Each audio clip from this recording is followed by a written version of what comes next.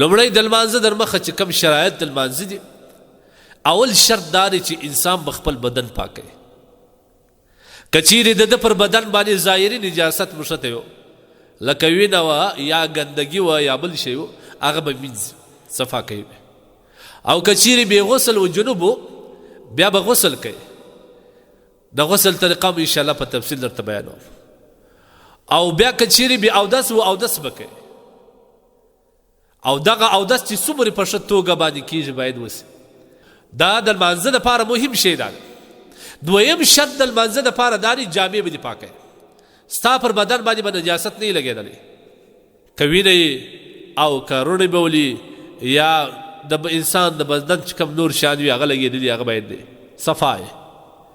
درېیم ځای دی چې په کوم ځای باندې ته لمونځ کوې هغه ځای به صفا یې هغه ځای به د ځان دپاره صفا کوي یو مصله به اواروئ یا په ټوبه پر اواروئ که هغه ځای په خپلو پاک ځای به لمونځ کوي څلورم دا دی د لمانځه پر وخت په خپل وخت لمونځ کوي پنځم دا د قبلې جهت په انتخاب یې کوم خواته قبله ده او د هغه څخه وروسته تکبیر ویل الله اکبر دغه د لمانځه در مخه شیان چې کوم دي دا لازم دي جامه به دې پاکوي د کار په جامه کې د کسب په جامه کې لمونځ کول دا علما لیکي چې مکروه دي خاص کر د مستریانو یا نور داسې کسان چې هغه په داسې کسب باندې اخته وي چې جامې ککړېږي هغوی باید جامې صفا وساتي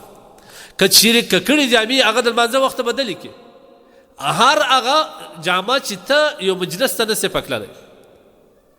یا یو شادي ته نسې پکللی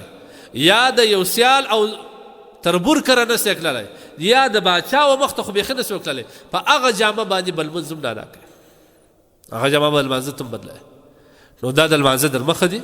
انشاءالله د هغه وروسته به بیا د لمانځه چې کوم دننه شیان دي هغه به بیانوو